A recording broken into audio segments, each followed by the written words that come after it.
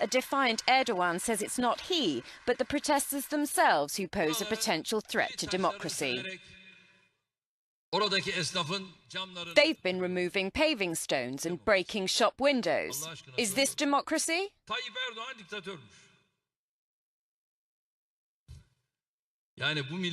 They say I'm a dictator. I've nothing to say if they call the person who's committed himself to serving his nation a dictator.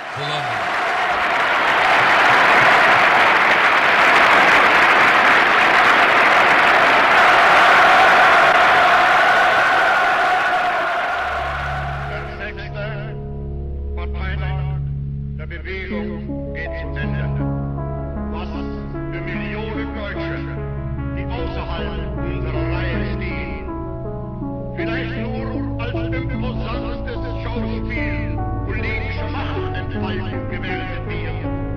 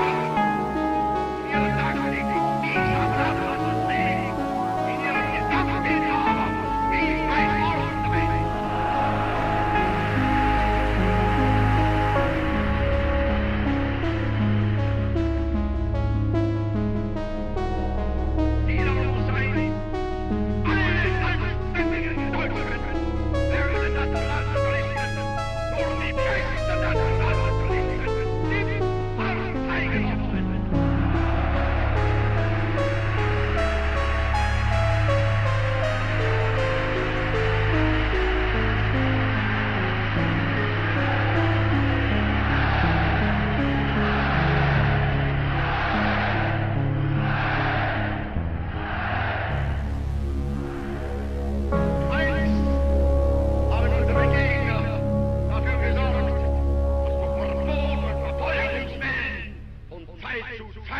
Die Bewegung wieder ausgekämmt wurde von dem leichten Zeug, das sie sich einzufinden begann.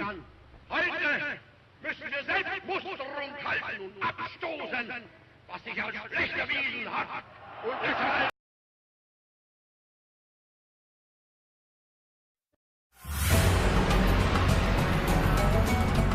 Recep Tayyip Erdogan has a love-hate relationship with the Turkish political community.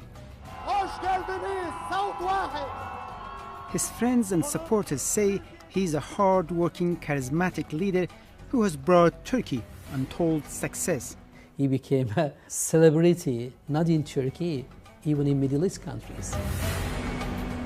His opponents fall into two groups.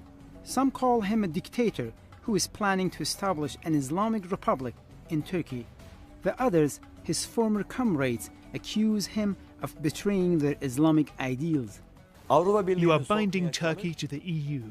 You are trying to integrate Turkey into the EU. What about Islam? What about Islam? But even his most passionate opponents admit he's one of the most powerful prime ministers in the history of modern Turkey. Erdogan really showed that he has the guts to stand against the military if the military does something which is not right. Who is Recep Tayyip Erdogan, and where is he taking Turkey's 75 million citizens? I have come to Turkey to find out.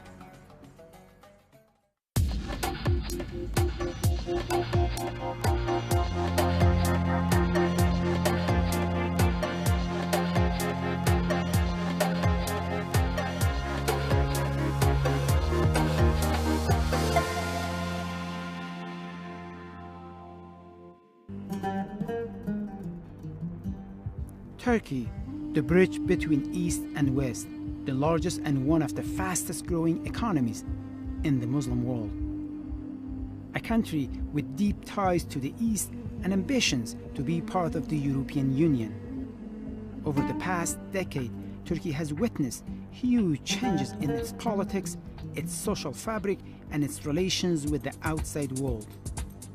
And the force behind all these changes has been the controversial Prime Minister, Recep Tayyip Erdogan. His story begins in a poor neighborhood of Istanbul. This is Qasim Pasha neighborhood, one of the toughest and poorest neighborhoods in Istanbul. Recep Tayyip Erdogan grew up here. He learned here how to fight against little mafias in the neighborhood. Many of his friends believe actually his leadership style was shaped here in this poor neighborhood some 40 years ago. The young Recep sold snacks on the city streets to make pocket money. And Qasim Pasha is where all the tough guys come from in Istanbul. As a kid, he was in the market. So that's I think one reason that he knows about the economy, the free market economy, and he's been very eager to promote business in Turkey. That is different from some other politicians who grew up in the more bureaucratic tradition. I don't believe he's from Qasim Pasha. I'll tell you why. The way of life here is drinking houses, coffee houses and gambling. This may not be a nice place, but being from Qasim Pasha requires you to experience this. He's never been to any of these places. His parents sent him to a religious high school. Now, many of his former classmates are leaders in business and politics. Yes, this is Tayyip Erdogan. This is me. Yes. Some of my other friends are MP also. Jamal Ushak spent 7 years in school with him. Most of the students were coming from lower class. The families were quite religious and traditional and conservative families. he has also had a leadership capacity. He was always organizing something, you know, let us do something, let us play football. The future prime minister's political career began as a student in the early 70s. His religious beliefs attracting him towards Necmettin Erbakan's Islamist National Salvation Party. Necmettin Erbakan was the rising star of the Islamic movement in the late 60s, and in the 70s he became the leader. So obeying Erbakan was almost a religious duty. He was the Emir al-Mu'minin, the commander of the faithful. For example, Erbakan was always denouncing capitalism, global markets, and IMF, and it was also somewhat lefty rhetoric, some kind of an Islamic socialism. He was the Islamist party's star, and by the end of the 1980s, his profile rose in line with his growing popularity. In 1994, he was elected as mayor of one of the most secular cities of Turkey, Istanbul. His critics accused him of having a hidden agenda. They said he will impose Sharia law and ban alcohol and close bars. But in fact, he didn't do that. He turned out to be one of the most successful mayor of the city.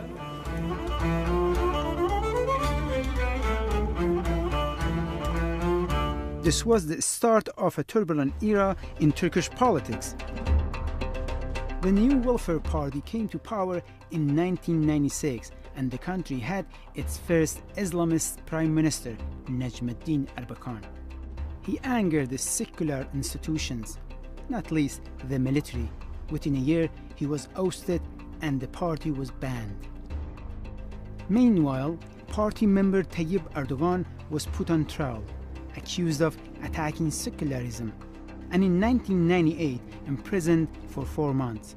Majority of the Turkish society found Tayyip Erdogan as a Muslim.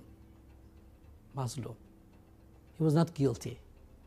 So it was a kind of chance and credibility among the Turkish society. This episode was a turning point for the ambitious Erdogan. He began to distance himself from hardline Islamist rhetoric and look towards Europe. Erdogan realized that Europe and the West in general is more free than Turkey when it comes to religious freedom of Muslims. So he could send his daughter to American universities, but he cannot send his still daughter to Turkish universities. He used to spend a lot of time with Hekmatyar, the Afghan Islamist leader. Now he is holding up the European Union as an example for Turkey. You are binding Turkey to the EU. You are trying to integrate Turkey into the EU. What about Islam? What about Islam? Islam doesn't exist for him. Erdogan and fellow moderates established the Justice and Development Party, AKP, and in the 2002 general election, its message of EU integration and Western-style reforms swept it to power. Erdogan became prime minister a year later. From the very first day of AKP rule, economic reform took priority. State-owned industries were privatized and rules for foreign investors were relaxed. An average lifespan of a government was less than 2 years over the past 3 decades. So now we have a single party ruling in the country, and that has really created the political stability over the years, and that has brought the economic growth. This successful economic growth should tell everybody else about his leadership. These changes were by no means universally popular. In Turkey, people are getting poorer every day. There's not one single national institution left that's not been sold to foreigners or privatized. Banks, mineral reserves and natural resources have all been sold. The country's being sold like a prostitute sells her own body.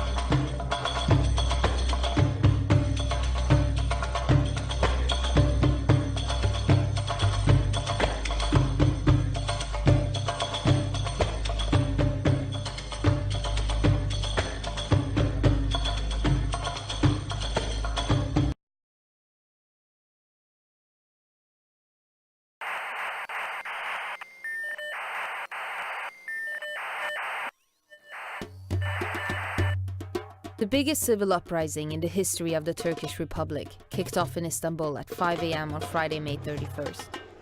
Turkish media downplayed the protests as the unrest spread like wildfire across more than 60 cities.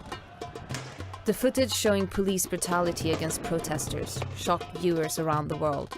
So far, more than 4,000 people have been injured and 3 deaths have been confirmed. It all started when Turkish riot police fired tear gas, pepper spray and water cannons into a peaceful protest to save Gezi Park, one of the last green areas in central Istanbul. Instead of dispersing the protesters, the violent crackdowns resulted in the social uprising growing in strength and numbers, as discontent with Prime Minister Erdogan's autocratic style and Islamic agenda hit boiling point.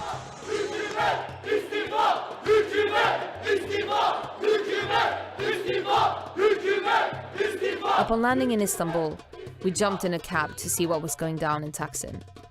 Traffic was stopped, so we were dropped off in Cihangir, a 10-minute walk away from Taksim Square. The closer we got to the heart of the turmoil, the more injured and traumatized people we met. What's happened? The tear gas bullet hit his face. They are targeting people with those tear capsules. That's the problem. They use them as bullets. Young people dying, man. They just big politician. But these people's, our country's people's. Bu akan bizim kanımız ya, bizim kanımız. Bu akan kan bizim kanımız. Lots of people are coming now from the square. There's been tear gas fired all day. Water cannons, pepper spray. Biz sadece parkın ve bu insani yaşamı savunuyorduk. Ama onların yaptıkları biz yürürken şu şekilde kolumuzda biber gaz bombası fırlatmak, halkın ortasına tomalarla girmek. Yani şöyle diyebilirim ki bu başbakan kendi halkına savaş açmıştır. Ve bunu bütün dünya görmeli.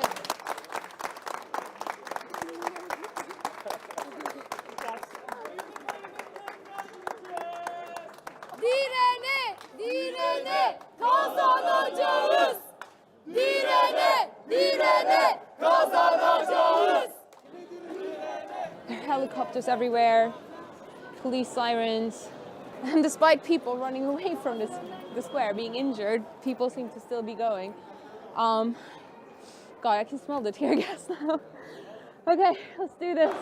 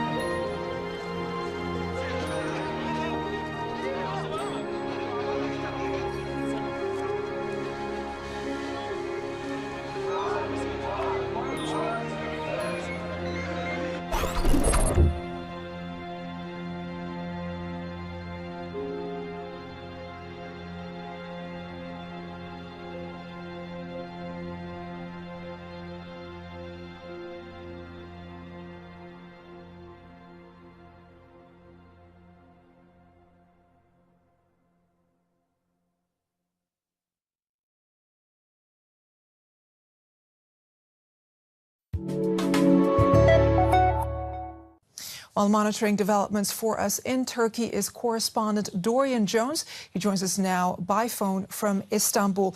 Dorian, first off, what more can you tell us about these nationwide police raids? Well, they're still going on, and in fact, the police are just now taking away the editor of Zaman newspaper, Turkey's biggest newspaper. That's in spite of thousands of supporters of the paper gathered outside, chanting that the media will never be silenced. Also, raids are still going on another prominent TV station, and raids across the country. Possibly 20 cities now are involved, and this is expected to be just the beginning of this. Raids could be continuing for several days into the future. A former chief of the anti-terror unit in Istanbul has been also detained along with other senior police officers. And Dorian, what is Erdogan afraid of? Well, according to the president, all these people who are all suspected of being followers of this Islamic cleric Fethullah Gulen, who is a bitter rival of the president, who were once very close allies, but they have fallen out. And now the president claims that they're all part of what he calls a parallel state, a conspiracy that are waging a war against his government and against him personally to bring him down. He said that they are committing treason. He made a speech just a few days ago saying this parallel state is committing treason against the country of Turkey, and he committed himself to dismantling this parallel state. All right, Dorian Jones with the very latest on that media crackdown in Turkey. Dorian, thank you very much for that update.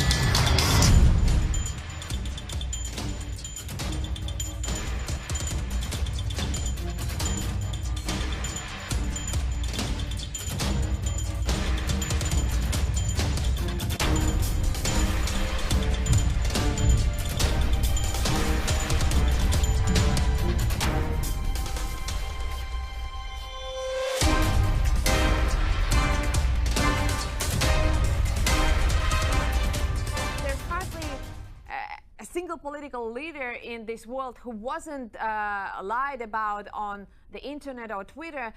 This is essentially the price one pays for being in politics, but banning the whole social network, that puts Turkey in the same category as North Korea, China, or Iran, all considered non-democratic countries by Western standards. There is no doubt that Twitter ban has been a very, very shameful step on part of the government, because, as you said, it placed Turkey in the same league with the authoritarian regimes, and it's gonna definitely damage Turkey's reputation even further, and it's gonna strengthen the idea that Turkey is moving towards a more authoritarian regime. Unfortunately, Prime Minister Erdogan has panicked so much about the corruption allegations that he is ready to do everything, including banning Twitter, to cover up the corruption scandal.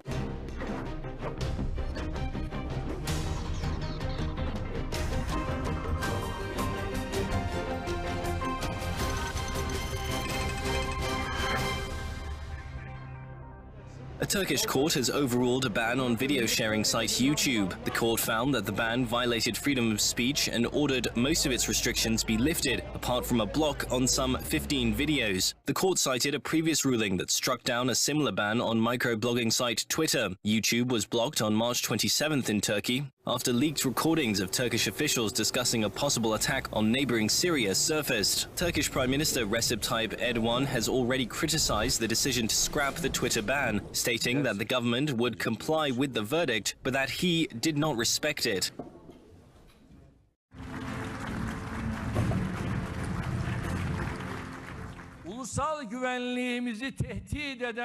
Elements who threaten our national security will receive the appropriate response, even if they are part of the press. When we take these kinds of decisions, what the EU thinks about it, whether it accepts it or not, doesn't matter to us at all. We don't care. On Turkey, yes, I've seen the reactions from President Erdogan, and I'm very surprised because in the visit we had last week, we discussed in a very constructive way, both with him, with Prime Minister Davutoglu, with all the many of the ministers, about the way ahead, and we agreed. We didn't even need to agree on the fact that there was a chance for a new start among our without Assad. Obviously, we have to be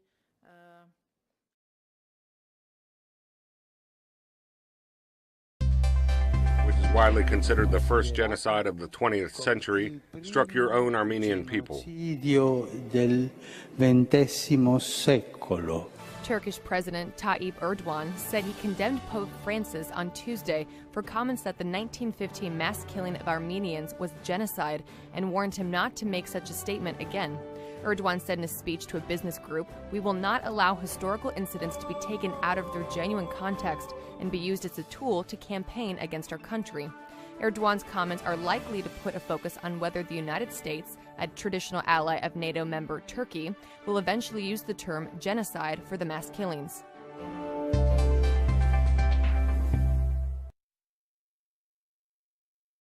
Have you been assured that President Obama will not use the word genocide in his speech, in his address to the American Armenian community? I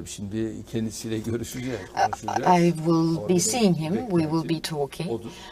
That would be my expectation, because to this day no American leader has uttered that word, and I believe that President Obama will not. Do you see any time in the future that Turkey will change its opinion and do what other countries have done? France, for instance, recognizes it as a genocide. Şimdi Türkiye'den bir defa böyle bir şeyi kimse beklemesin. No one should expect this of Turkey. Adil bir hafızanın We believe that we can resolve this issue, this problem, by being fair. And as I have stated in my letter,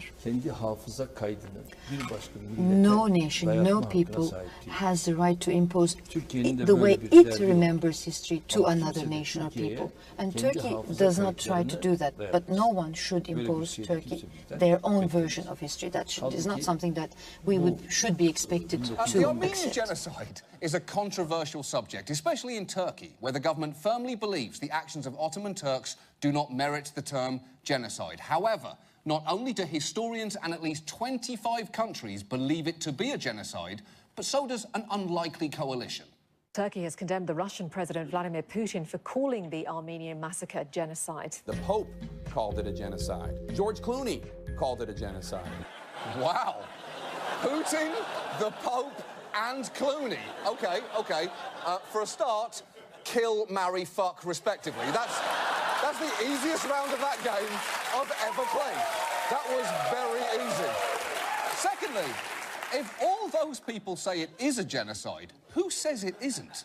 The White House has called it a mass atrocity, but President Obama has stopped short of using the word genocide. Okay, and if you're wondering why he stopped slightly short, it's because Turkey is an absolutely vital ally. So to avoid upsetting them, the president had to consult his diplomatic thesaurus. Genocide, can't say that. Snafu, that's too glib. Big murder party, that's warmer. Armenia's terrible, horrible, no good, very bad day. Let's just go with that and hope they don't notice.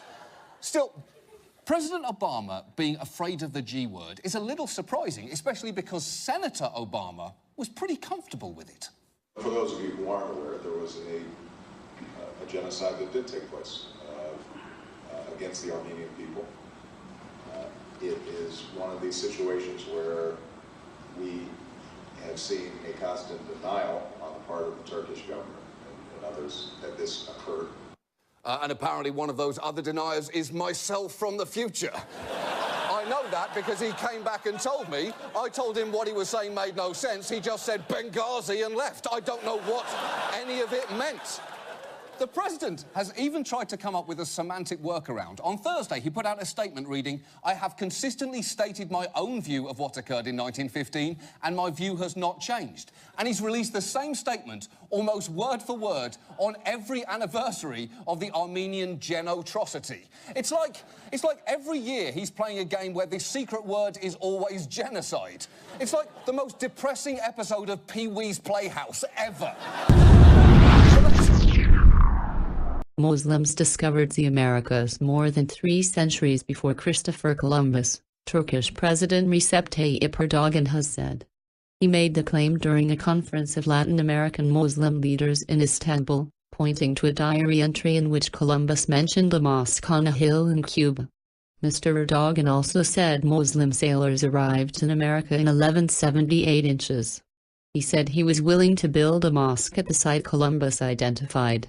The Turkish president, whose AK party is rooted in political Islam, gave no further evidence to back up his theory, instead stating, contacts between Latin America and Islam date back to the 12th century. Controversial article: Columbus is widely believed to have discovered the Americas in 1492, while trying to find a new route to India. But in a disputed article published in 1996, historian Yusuf Mrawa said Columbus' entry was proof that Muslims had reached the Americas first and that the religion of Islam was widespread. However, many scholars believe the reference is metaphorical, describing an aspect of the mountain that resembled part of a mosque.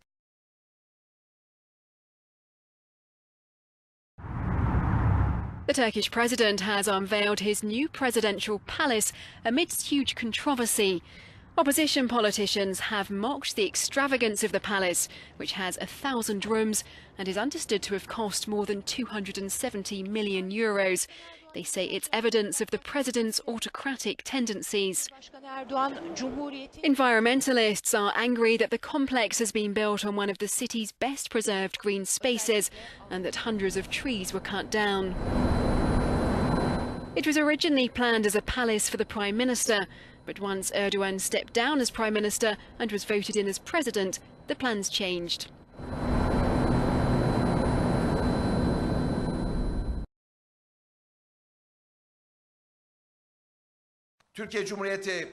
A call for the Prime Minister of Turkey, Recep Tayyip Erdogan, to resign amid a growing scandal over an alleged phone conversation he reportedly held with one of his sons, which was uploaded onto YouTube.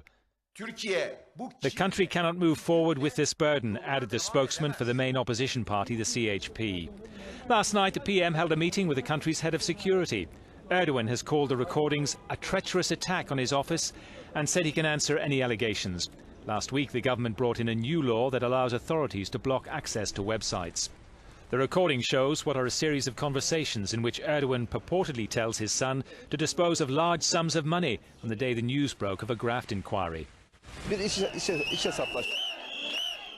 Turkey's Prime Minister Recep Tayyip Erdogan is facing fresh calls to resign amid a wide-reaching corruption scandal that has exposed the country's deep institutional divisions. The opposition is calling for people to take to the streets to force him to step down. Prosecutor Muammer Akes has been removed from the high-level graft case.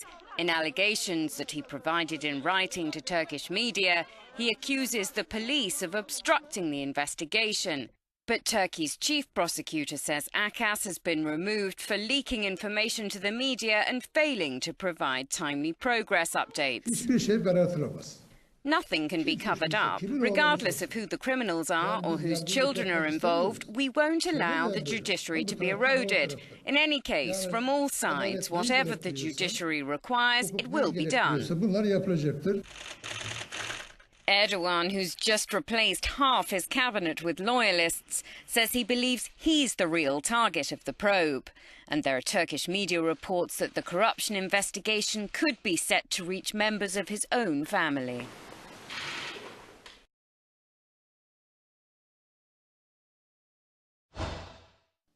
Turkish President Erdogan has courted fresh controversy by claiming women should never be given equality with men and that feminists don't respect motherhood. The remarks were made at a women's conference in Istanbul. Erdogan's conservative Islamist ideology has caused growing divisions in one of the most secular and liberal Muslim-majority countries in the world. The latest misogynistic comments are unlikely to help Turkey's European Union membership bid, and economists say the low numbers of women in the workforce is a major obstacle to Turkey's development.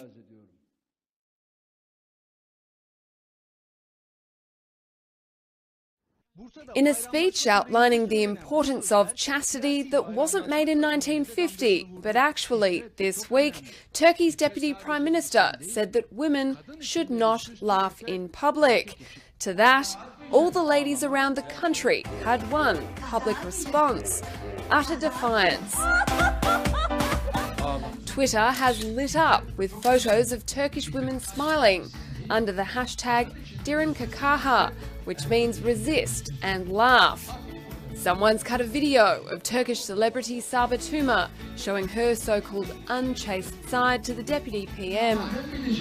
Another thinks the politician's antiquated view would even see babies falling over with laughter. Bülent Arınç also said that women should stop talking about unnecessary things on the phone to one another, such as recipes and wedding venues. Where are our girls who slightly blush, lower their heads and turn their eyes away when we look at their face, he rhetorically asked. Had a few more brave women been present, they might have told him the girls he's looking for were left in the last century.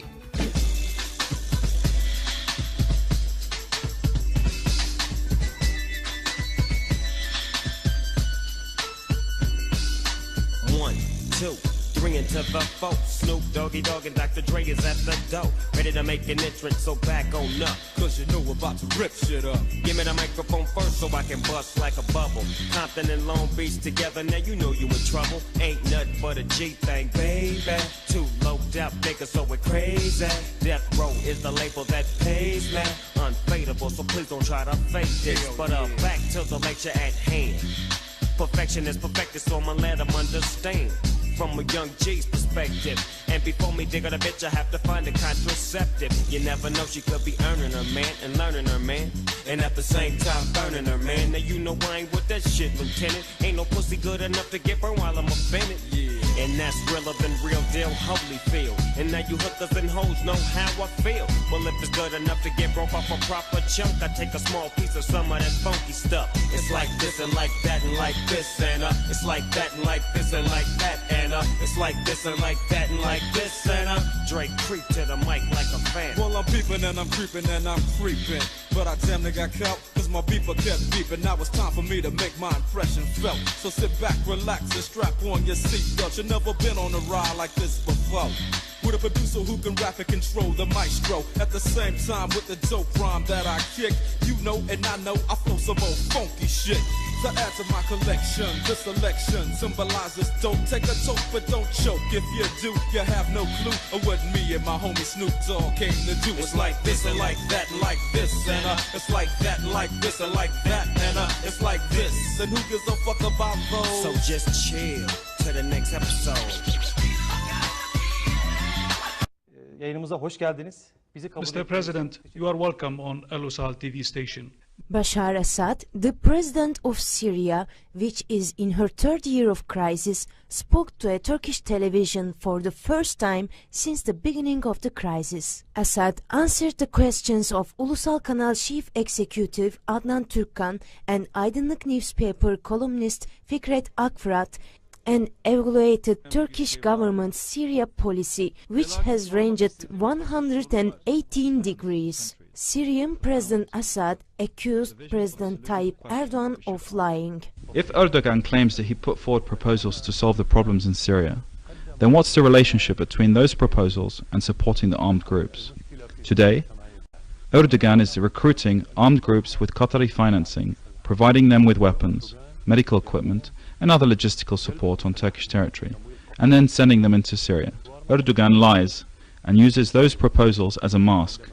We accept advice from any party, but we do not, under any circumstances, accept intervention in internal Syrian affairs. Bashar Assad said Erdogan's mentality is that of the Muslim Brotherhood. Maybe Erdogan saw in the events taking place in the Arab world an opportunity for him to prolong his political life. This man's mentality is that of the Muslim Brotherhood. In the beginning, he tried to interfere in internal Syrian affairs. Even before the crisis, Erdogan was more interested in the Muslim Brotherhood than he was in Syrian-Turkish relations, and even more than his interest in Turkey itself. The current Turkish government is knee-deep in Syrian blood. President of Syria told about Erdogan-Israeli cooperation that is in a backstage of Mavi Marmara apology. There is a clear and obvious question in such a situation. The same person, Israeli Prime Minister Netanyahu, was Prime Minister when the Marmara massacre took place 3 years ago. He is still Prime Minister today. Why didn't he apologize during these past years? What has changed? Erdogan is the same, Netanyahu is the same. What has changed is the situation in Syria. This confirms very clearly and precisely that there is a Turkish-Israeli agreement over the situation in Syria. This also confirms that Erdogan is now in alliance with Israel in order to aggravate the situation in Syria. Bashar Assad addressed the Turkish public. Governments come and go. They do not stay forever. That's why we shouldn't allow governments and officials, especially foolish and inexperienced officials, to undermine this relationship, which should be built by us and not by any foreign power. This is my message to the Turkish people, and once again, I'm happy to receive you today.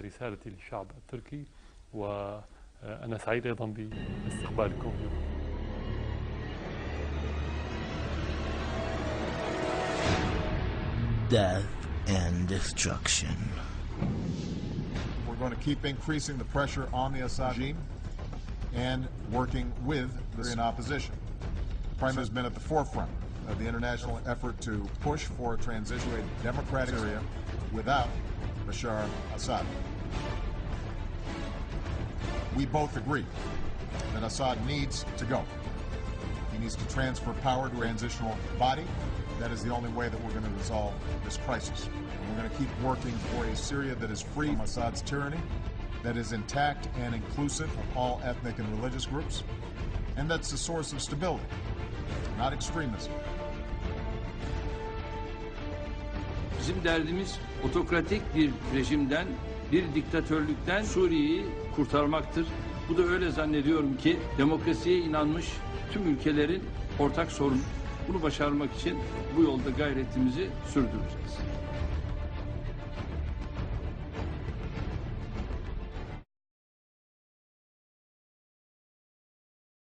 Geldim. Halep'te Esad'ın askerlerinin halka zulmettiği söyleniyor. Türkiye'de öyle diyor. Öyle mi? Zulmeden kim? تركيا بيقولوا الجيش أسد بيظلمكم انتم بيهد بيكم هذه صح؟ لا غلط الجيش السوري اسعفني غلط المخربين ضربوني الجيش السوري اسعفني سوريا ordusu beni kurtardı. اسعفني واشتروا لي هاد وامنوا لي مصراتي جيش سوري الله محيي الجيش والله محيي الجيش والله يحمي الجيش yaşatsın şeyi. جيش العرب السوري ها Suriye askeri beni kurtardı. اردوغان Beni öldürüyordu Suriye. عفوا اردوغان من سنتين كان يجي على سوريا نحن هيك نعمل له نحبه لاردوغان هسه وين نحن حتى بقوسنا بقتلنا Evet, lahza betercüme. Erdoğan diyor 2 yıl önce buraya gelirdi diyor. Biz de ona diyor sarılırdık, onu severdik. Nerede şimdi Erdoğan? Niye bunu yapıyor? هسه وين له نحن؟ Nerede? امس كنا عم ناكل نشرب معه هلا صار شويه مصرات بلعوه شويه مصرات مشان حكمه مشان ايش؟ مشان شو عم يعمل هيك حرام عليكم حرام نحن اسلام نحن اسلام نحن اسلام نذبح بعضنا Çağrısı diye saldırıyor. Saldıranlar Müslüman mı? طبعا في سؤال يعني بيقولوا هل بيقتلوا بيحاربوا هناك جيش الحر بيسموهم هن بيقولوا ان احنا مسلمين وجهاد فتحوا جهاد عن جد هدول مسلمين هذا جهاد اسمع كفر هذا من اسلام انت من اسلام هذا ما اسلام Özgürlükleri, sıkıntıları var mıydı? Özgürlük sıkıntıları var mıydı? كان بحلب من اول مريحين انتم كنتوا كان اي مشكله في حريتكم او في حياتكم كانوا يعني دولة كانت تأذيكم ممتازة في أمان الساعة الصبح الساعة 5 الصبح ما حدا يستطيعنا ما حدا يستطيعهم طيب لا عايشين بأمان عايشين بأمان لدرجة الحمد لله شوفوا العالم شو عم بيصير بسوريا انخربت تعمر أرواحنا عايشة أولادنا فداء الأرض الدم إذا لم يسال في الأرض ما في حياة وتأكدوا انه نحن عايشين نضحي وهي اللحمة الوطنية اللي نحن فيها قيادة شعب يعني اللي بيقول في شيء اسمه جيش حر بقول له لا في ارهاب عنا في ارهاب بتآمر خارجي بتمويل خارجي بس نحن عايشين ورح نرجع Den bir zarar ne zarar gördünüz? Ölen. في من أصحابكم من عائلتكم ناس انقتلوا مع الإرهابيين؟ أنا ابني عمره 27 سنة من 26 رمضان مأسور عند الإرهابيين. أسير لليوم. Diplomatic tensions between the U.S. and Turkey over comments made by U.S. Vice President Joe Biden on Turkey's role in Syria. Biden said Turkey and other regional countries had been so determined to topple Syrian President Bashar al-Assad that they had supported extremist groups, including al-Qaeda and the al-Nusra Front. Bu konuda eğer Biden bu tür ifadeler kullandıysa Now outrage from Turkish President Tayyip Erdogan. Asla benden böyle If Biden has used such expressions, he will be history for me. I have never made those remarks, neither at that time when I was the Prime Minister, nor today. We have never provided help and support to any terrorist organization. I say terrorist organization, including the Islamic State. Nobody can prove otherwise. Bunu kimse ispatlayamaz. In an address to Harvard University students on Thursday, Biden said Erdogan told him they had made a mistake by letting so many foreign fighters through the Turkish border to fight Assad's forces. It is very inappropriate to make such accusations against Turkey. I regret it. The last time we met when I was in the United States, I never said, "We were wrong, we made a mistake, you were right." It never happened. If Mr. Biden has made those remarks at Harvard, he should apologize. Biden's comments are the strongest yet from a senior U.S. official on Turkey's alleged support for Islamist groups in Syria's more than 3-year-old civil war. In the current version of our war in the Middle East, there are a few things that we know. 1, ISIS represents an existential threat to our nation. 2, this massive threat requires no sacrifices on anybody's part, because 3, we can take care of the whole problem with airstrikes and our trusty allies. But there turns out there's one little snag. The Iraqi army has collapsed, that there is no real Iraqi army. That's weird. Just... Because I do remember the United States spending 8 years and $25 billion training somebody's army over there. Does Iraq have a twin brother, perhaps? All right, but fine. The Iraqi army won't be there to reap the strategic advantage of our high-tech boom-boom juice. Who needs an army when you have an army of coalition friends? Cracks in the coalition. Cracks in the what now? Cracks in the coalition. The president talks today to key allies after meeting with nearly 24 military leaders from the countries he's counting on to help fight ISIS.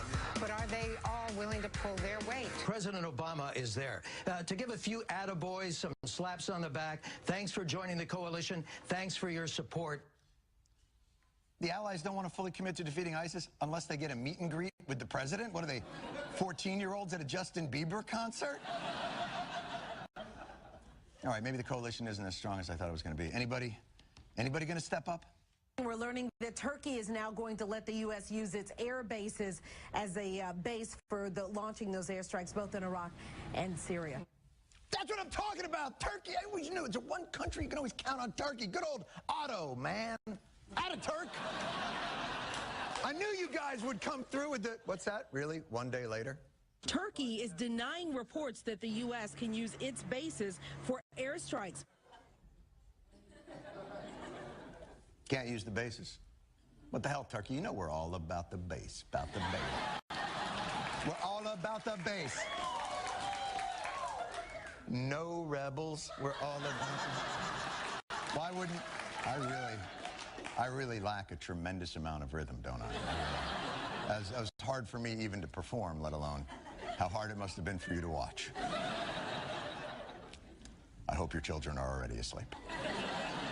Why wouldn't Turkey, our NATO ally, let us use its air bases? Unless it's because they're using the bases themselves? Well, Turkish warplanes went on the attack Monday. All right. I get it. They want the credit. It's all starting to make sense now. But instead of pounding ISIL positions in Syria, the Turks attacked Kurdish fighters in Turkey from the PKK, a group with strong ties to the Kurds fighting ISIL in Kobani. What the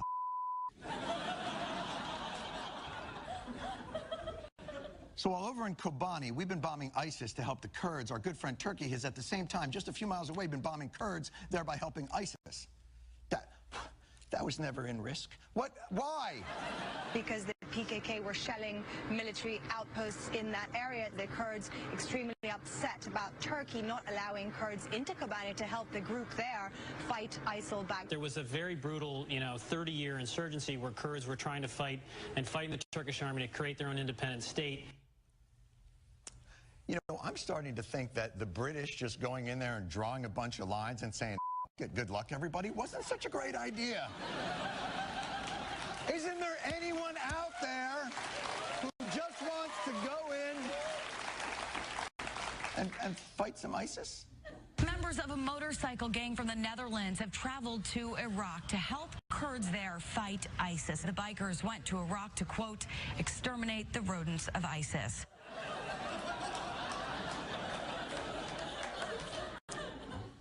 We always knew there was going to have to be some boots on the ground. I guess we can't be picky about what kind of boots.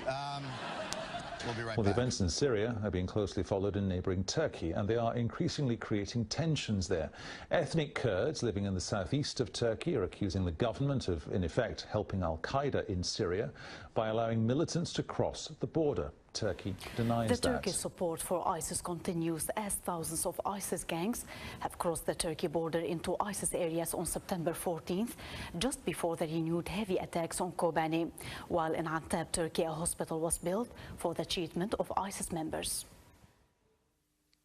Footage has been captured revealing the support of the ruling AKP government of Turkey in providing the ISIS gangs. The footage, reportedly from the Karkamış border crossing of Jarablus, features trucks carrying Turkish tanks crossing from Turkey into areas held by ISIS. The trucks carrying tanks are accompanied by a military convoy while crossing the border under the flag of ISIS. Furthermore, residents of villages in Kobani Canton have explained how thousands of ISIS gang members were brought to the border in buses on the night of 14 September and allowed to cross into Rojava under Turkish military supervision. ISIS gangs who carried out a massacre in the village of Salim in the Kobani Canton on September 20th crossed the border from Turkey. ISIS gangs are said to have crossed into Salim from the village of Göktepe in the district of Birecik and Raha province. They proceeded to kill 5 local villagers who stayed behind to defend the village. According to Bave Osman, a resident of Salim who survived the massacre, it would have been impossible for ISIS to reach the village if Turkey had not allowed ISIS to pass into it. Birgun newspaper published pictures of the private hospital in Antep where ISIS members wounded in Syria and Rojava received treatment. According to Birgun, the 6-story hospital, 1 kilometer from the Antep governor's office, was established for the treatment of gang members. In the last 8 months, at least 700 gang members have been treated there. Last week, a Turkish nurse complained on the same matter by writing a letter to parliament and the police, saying she is sick and tired of treating ISIS.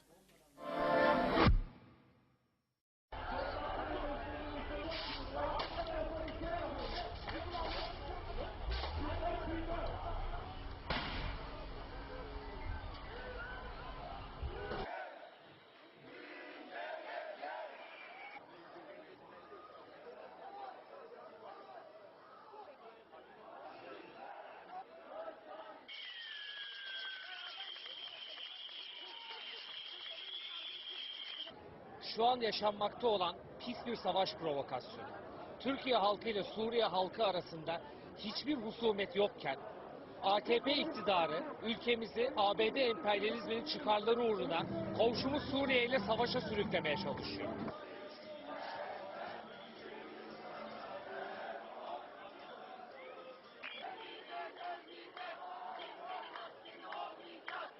The United States wants Turkey to enter war against Syria because there is elections coming in the United States. Obama doesn't want to send American troops, so they want that the Turkish army serves as their tool, but we don't want to be part of the bloodshed in the Middle East.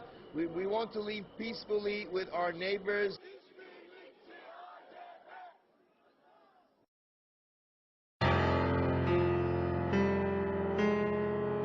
أنا أوجه رسالة خالصة وأرجو من كل من يسمع هذه الرسالة أن يرسلها إلى السفارة التركية بالصوت والصورة ثم يترجمها، وهذه أمانة أضعها في كل عنق سواء كان في أي بلد تترجم وتقرأ. أيها الرئيس التركي ويا رئيس الوزراء، عهدنا منكم مواقف مشرفة رفعتم بها رؤوسنا كمسلمين وعرب، وأنتم بلد الجوار ومن أقوى دول الجوار علينا، فأرجو ألا تندموا بتأخر نصرة الشعب السوري كما ندمتم في تأخر نصرة الشعب الليبي.